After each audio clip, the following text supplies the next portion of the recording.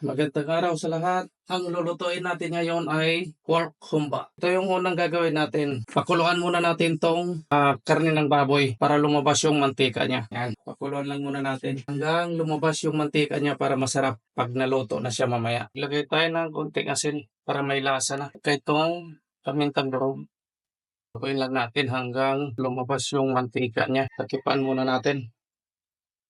Tuloy-tuloy lang natin paghalo ang baboy hanggang maging golden brown.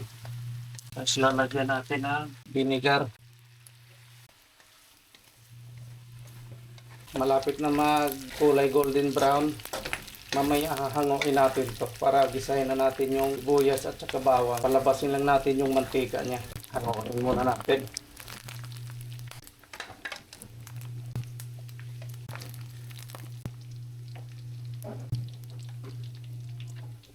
Gisahin na natin yung sibuyas. Itong bawang.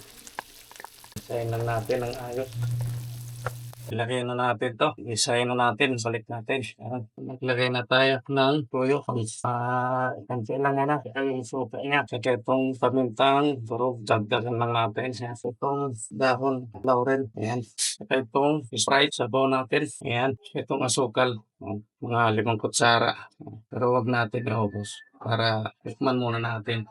Bago natin iubos yung mga panghalo natin kung tama na yung timpla, okay na. Magdagdag tayo ng tubig na 2 baso.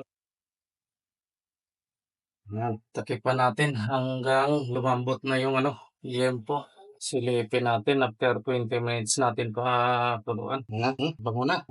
Pwede na natin ilagay yung black beans natin. Tuloy-tuloy lang natin ang paghalo para kumakit yung sauce niya sa baboy. Man muna natin. Okay. Ubos na natin itong asukal kanina. Yan, para pwede tayong magdagdag ng tubig para malambot na malambot yung baboy natin. Dagdag tayo ng tubig ng 1 cup para lumambot. Yan, palambutin natin. Takipan muna natin ng mga 5 minutes. Guys, tingnan na natin. Yan. Luto na to guys, malambot na.